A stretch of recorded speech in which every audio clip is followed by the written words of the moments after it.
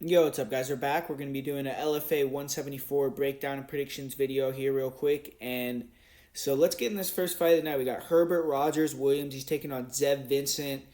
And this is kind of a hard fight to break down. I mean, Robert Williams, he hasn't fought in over 2 years, but I think if he's been training, he probably should win this fight pretty easily. You look at Zeb Vincent, he's kind of a sloppy brawler. He's improved his boxing a little bit, but I would say he's not really the greatest striker. And his wrestling, he'll try to take guys down, and it seems like he has okay cardio, but um, I didn't think he had great wrestling either.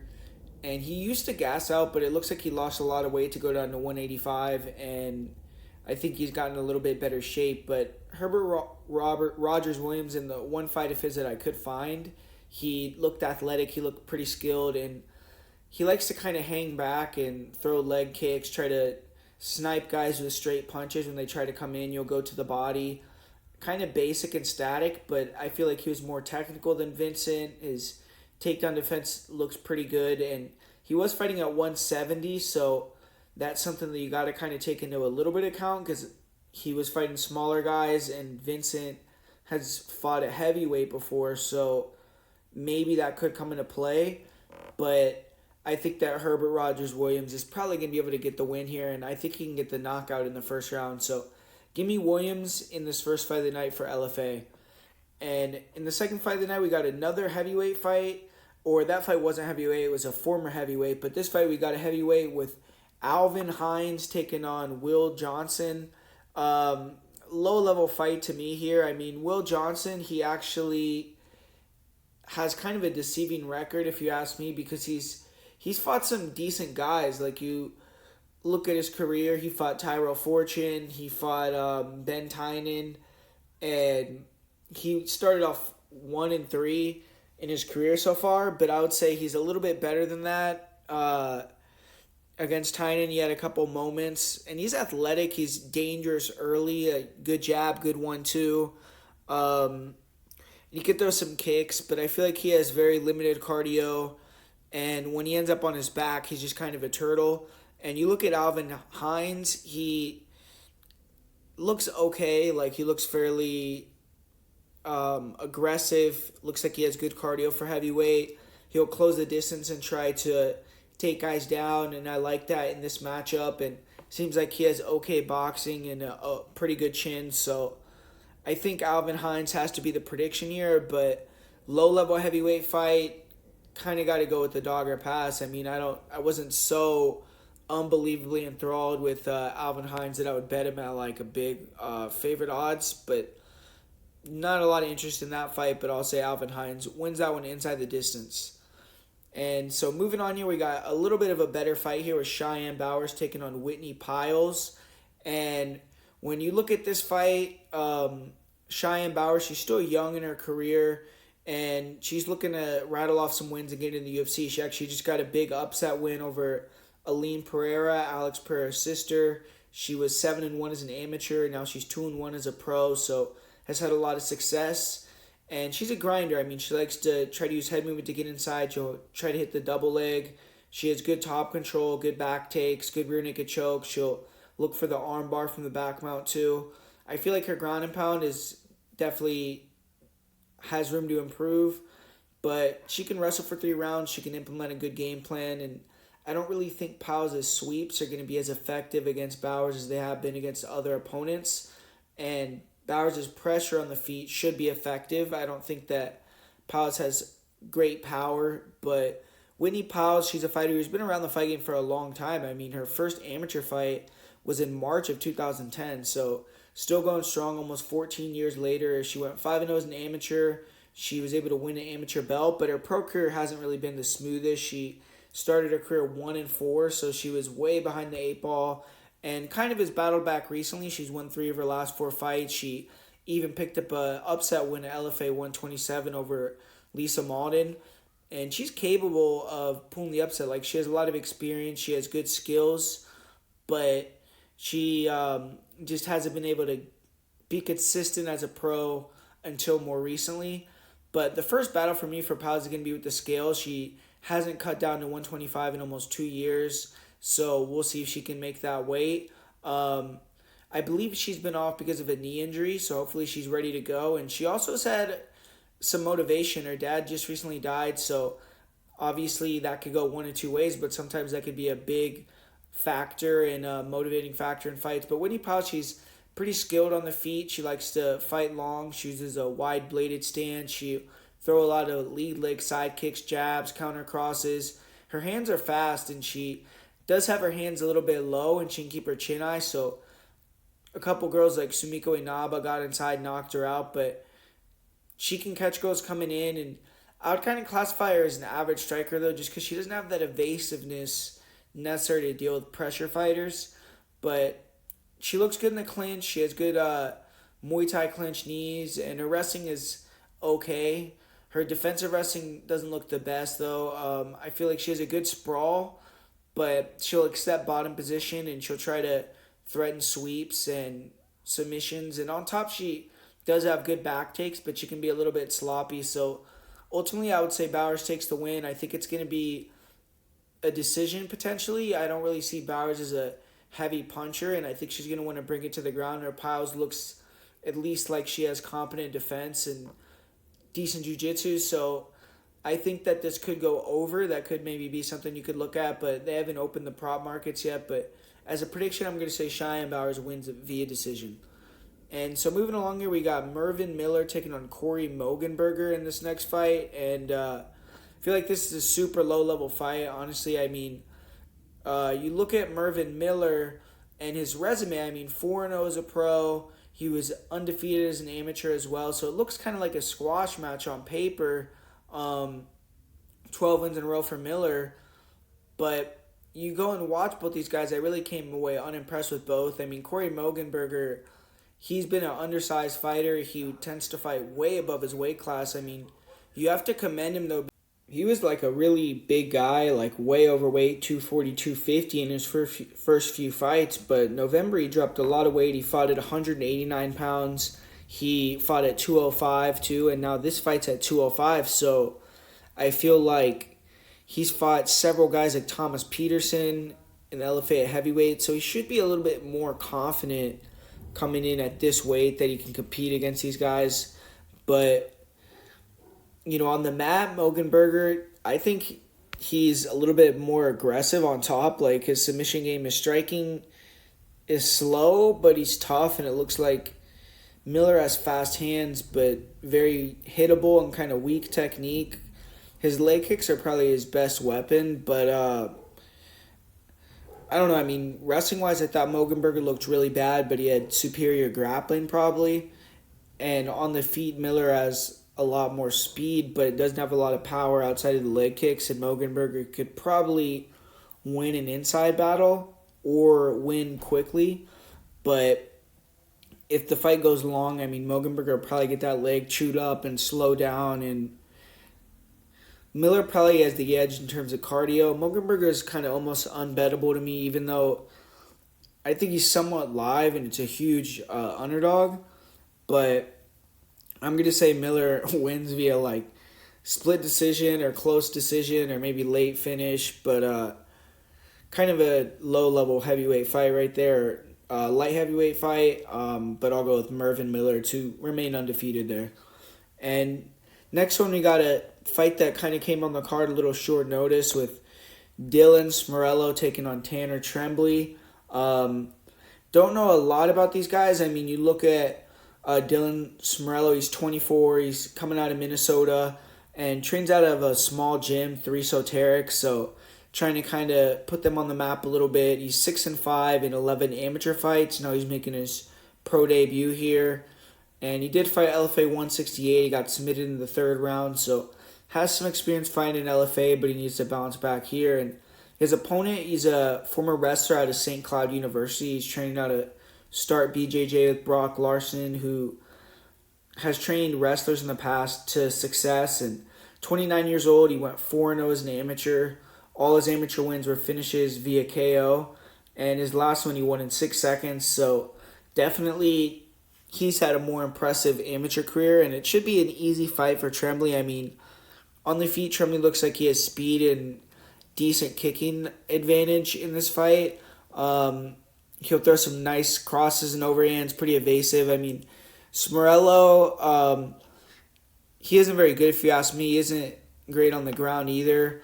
Dangerous with the guillotines, which is probably his best chance to win, but I could only find one fight at Tremblay, so I wish he had a little bit more info, but probably he'll dominate, probably a decent parlay piece, and probably he's going to be able to get the job done there over Smurello.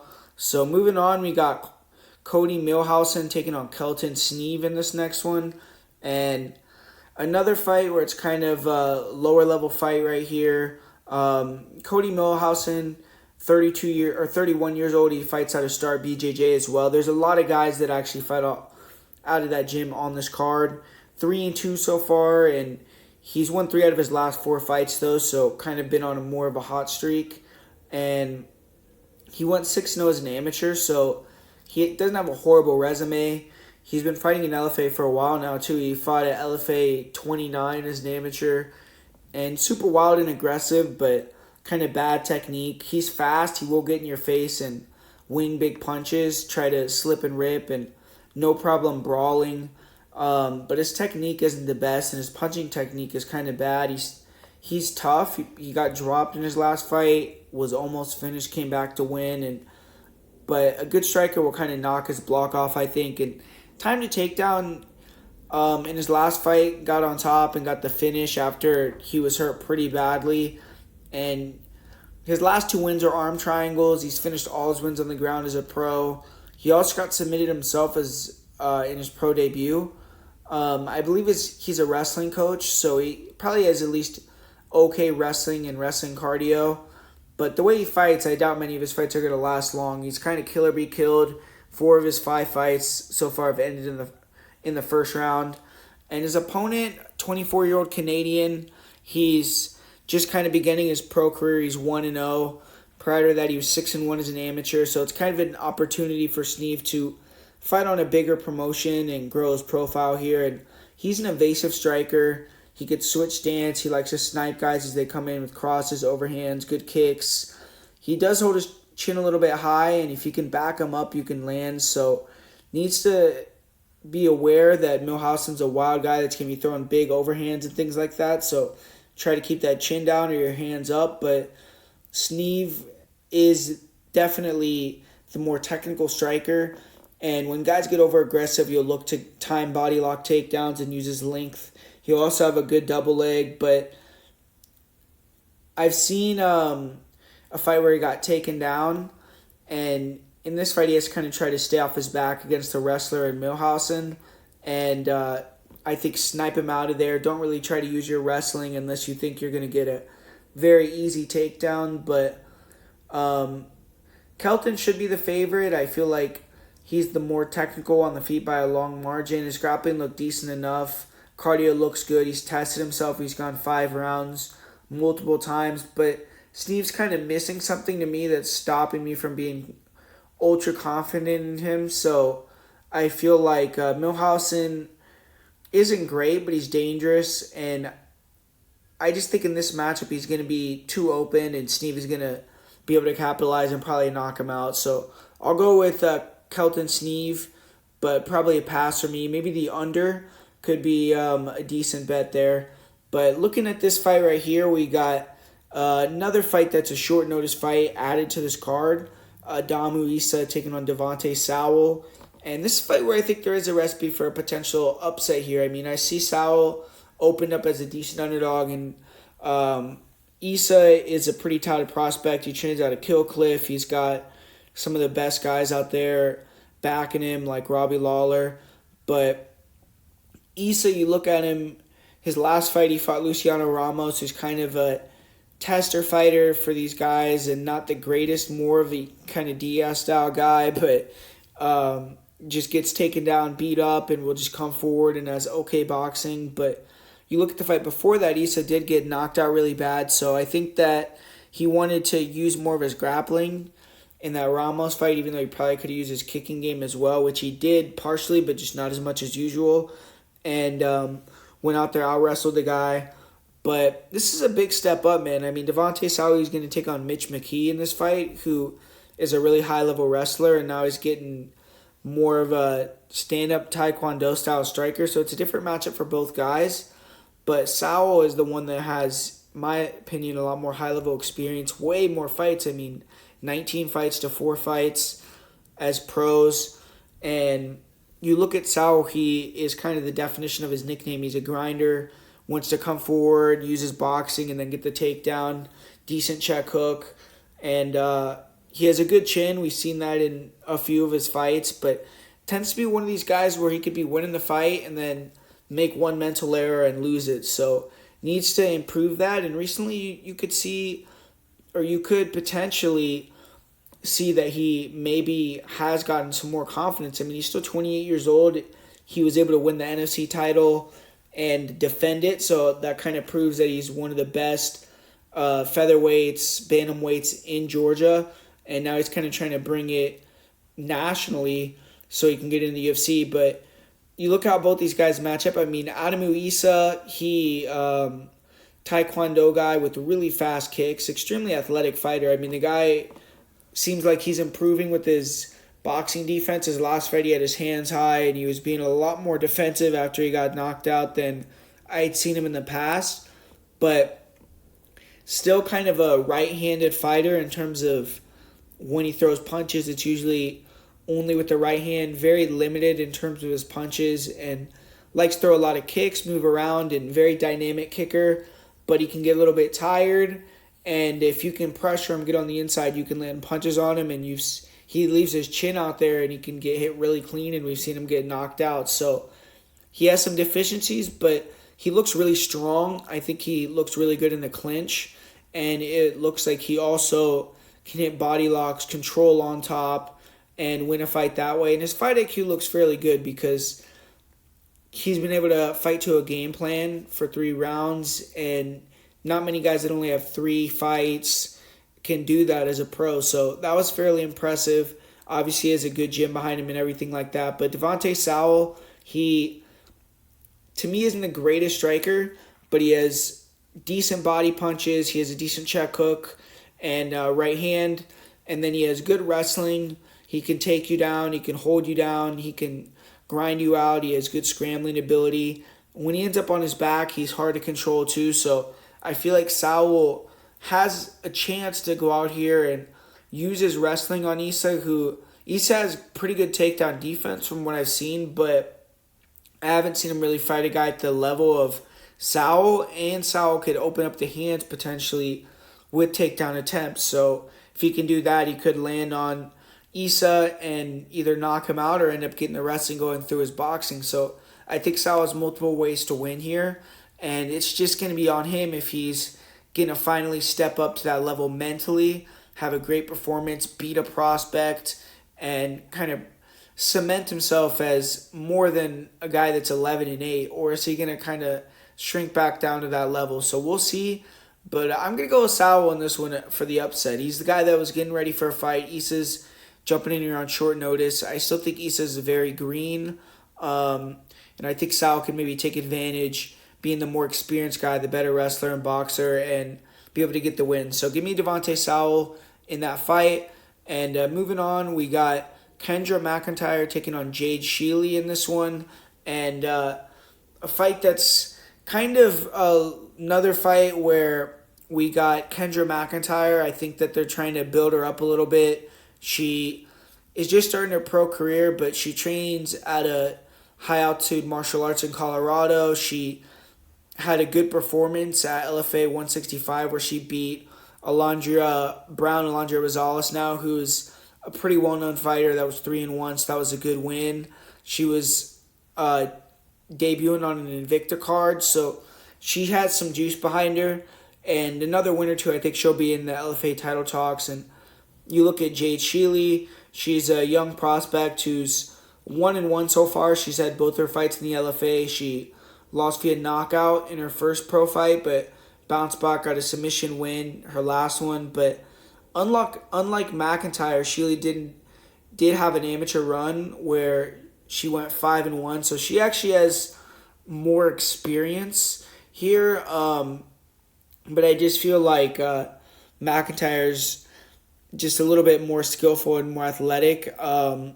She is a polished striker. She pressures forward, keeps the distance well. She seems like her hands are pretty solid. She throws nice 1-2s, 3-2s. She'll go to the body to open up the head, and she can throw nice combos up against the cage. I've seen her mix in elbows. She someone that can be a little bit more can I think could do a little bit more in terms of throwing volume and being a little bit more accurate, but mostly hands. And I think in this fight that's going to be smart. I mean, maybe leg kicks and hands only, because if she mixes in the body kicks and things like that, Sheely's going to be trying to take her down. But I feel like she isn't on the same level in terms of grappling, but her defense is good. She has nice knees. I think she can avoid being taken down, especially if she is up against a cage. And her cardio is fairly good too. You look at Sheely, I was only able to find her last fight, and that was really quick. I mean, I found a clip of her first fight, which really didn't tell me too much. I mean, it seemed like she was already hurt and just kind of got overwhelmed and TKO'd, but it isn't a great look. I mean, her striking probably isn't great. I did see a couple clips of her on IG, kind of light sparring, and she was dropping her hands a lot. Seemed to be a good kicker who had some speed, but her last fight she got a win over an 0-2 girl. Kind of her opponent closed the distance and got in the clinch immediately and got taken down and submitted quick. But if she gets on top, I mean, she's won some IBJJF gold medals, so her grappling looks pretty good. I mean, it's a hard fight to be super confident in just because I haven't seen much of Sheely, and she can grapple. If she can get a dominant position, maybe she could get something done. But I just think McIntyre's a better athlete. She's a little bit more technical on the feet. She's shown good enough get-ups and takedown defense. So I'm going to say McIntyre via decision in this one is going to be my prediction there. And moving on, we got Maurice Morris taking on Wes Schultz. And this fight, I feel like Wes Schultz, he is a decent prospect, actually. Like, he did have the one loss, but he's a former college wrestler out of the University of Wyoming. He was a JUCO runner-up to the national champion, so a very successful wrestler. And his one loss came to Dylan Butka, who just got a UFC contract. And I feel like Schultz, it's a very winnable fight for him on paper here. Outside of a fluke overhand, I think Schultz is going to probably get the win here. On the feet, he's the much bigger and longer guy. I think more durable. I don't see how he doesn't get the takedown and end up kind of dominating and finishing if he does. Great scrambler, front choke, solid back takes. I do think he needs to keep getting better, because when he can't hit takedowns, he gets really tired and he has bad boxing defense. But this fight, he's facing a strong and athletic guy, but I think Morse is kind of rudimentary on the feet. He has a bad chin. He only looks to land counter crosses and overhands, and he will try to wrestle, but he's average on top, and I don't see him taking down or out grappling and wrestling Wes Schultz. And he's been able to take out bum fighters, but whenever he takes that step up, I think he always is lost. And cardio for Morris is questionable. I think Schultz is going to win via submission in the first round in this one. So give me Wes Schultz to get the victory in this fight. And moving it along, we got Steven Asplund taking on Billy Ray Valdez. And this fight I don't got too much interest in. I mean, Asplund, kind of a well-conditioned guy. He will walk fighters down, throw a lot of leg kicks, overhand. Seems like he has a decent jab. Probably has the boxing edge here, and he is getting better every time we see him fight. He can mix in kicks, but doesn't have great defense. Has been fighting really low-level competition, hitting these ugly standing guillotines. I do think he has pretty good cardio, but he's taken on Billy Ray Valdez, who's 2-0 so far, and he got an upset win over Ian Alston, where he was a plus 550 underdog in his debut. And I only found a couple of Billy Ray Valdez's fights. Both ended in the first round, and he trains out of Fit NHB, which has Tim Means there, so decent gym. And I watched a boxing fight where he threw a lot of punches in 3 rounds. So I think his cardio is on point, at least if he only has to strike. He's a brawler, kind of smaller for heavyweight, isn't a great athlete. Hands low, really hittable guy, but he throws jabs, overhands, and will kind of muscle guys to the ground and could submit you. Um, I think Asplund, if he doesn't underestimate Valdez, he'll probably win. He's going to be faster, bigger, more technical, the better wrestler and grappler. I think he'll probably catch Valdez coming in early and knock him out, but um, yeah, that's going to be my prediction. Steven Asplund getting the win there. And this next one, Quang Lee taking on Cody Peterson. I think Peterson's going to get the job done. Lee's going to get the job done in this one, excuse me. Cody Peterson, watch a couple of his fights, seems like he has decently technical striking and more kind of low volume where he tries to win on points and good leg kicks. And I think Quang Lee, though, is the more dynamic striker. He's been fighting a lot more frequently. Peterson, he hasn't fought in a long time. He's a little bit older. His boxing looked okay, I would say, Peterson, but just didn't seem like he had that snap that Quang Lee has. And Lee, I think he's not the greatest prospect, but if this fight becomes a grappling match, I think Lee will have an advantage there. Lee's had some issues getting held against a cage, getting taken down, but I don't think Peterson's going to be that type of guy to be able to do that. So I'm going to say Quang Lee is able to go out there and get the job done in this one. But it's a fight where I think he should be the favorite, and he is the favorite. And in the main event here, we got Jacoby Jones taking on Keegan Richardson. And pretty interesting fight for the main event because I think both guys have a lot to prove here. Keegan Richardson, he keeps winning, but they keep making him the underdog in every fight. So it seems like he doesn't really have that respect yet. And he's had some bad moments where he's gotten rocked against lower level guys. So I think he's still trying to prove himself a little bit. And Jacoby Jones, he won the LFA title. And usually when you win that title, you're in the UFC. But the UFC made him come have another fight with the Contender Series and ended up taking a loss in that one. So he's coming off a loss even though he's the champion defending his belt. So he's going to be hungry, he's going to be mad, he's going to be trying to, get in the UFC with a great performance here. But I think it's a good matchup. You look at the striking, Jacoby Jones is going to be way faster, he's going to be more powerful and very explosive, aggressive guy. He comes forward, throws those 3-2s, 1-2s, hard leg kicks, and he wants to get in your face and try to knock you out early.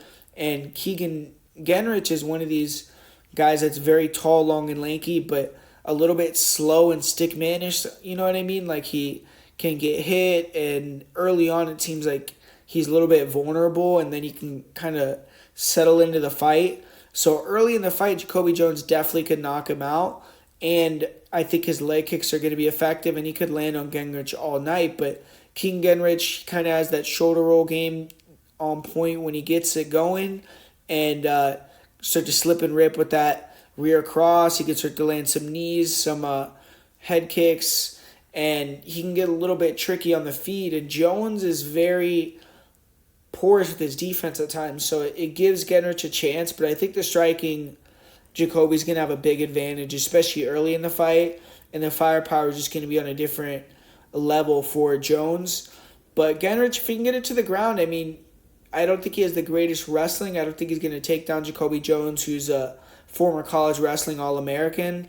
So it's going to be kind of an IQ test for Jacoby Jones. If you drop Genrich or he tries to pull guard, don't fall him to the ground, because if you do, you're giving him a chance to potentially submit you.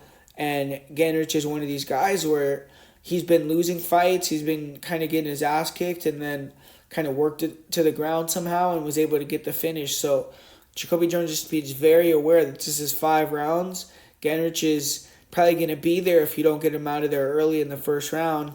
And you got to be able to maintain your gas tank, which Jones has good cardio. He trains out of Colorado, but just fight smart for 5 rounds, batter Genrich, and kind of force a kind of accumulation stoppage or take him out early. So I think Jacoby Jones is the rightful favorite and is going to get the victory in this one, but Ganrich poses some problems being a long, dangerous grappler that's not going to quit on himself. But Jacoby Jones is the prospect, and I think he goes out there and gets the job done. So I think Jacoby Jones will get the win. And when you look at the card, I do think there's some, decent parlay pieces. Like I think Quang Lee, Wes Schultz, Tremblay. I think those are decent parlay pieces there. So if you want to put a parlay with those guys, I think they're probably going to get the job done. I think Devontae Sowell as an underdog isn't bad, and maybe if you want to take a stab on someone like Jade Sheely, I just don't know enough about her. So that's kind of what I'm thinking right there. I think Rogers Williams is a decent underdog, but to me, that fight, I don't have enough information to be super confident. But thanks for watching, guys, and make sure to stick around for the channel. Go to patreon.com/MMA for Prediction Guru for more content like this. Free trial going on right now, so really appreciate y'all if y'all go check it out and help support the channel. So thanks for watching, and I'll talk to you guys later.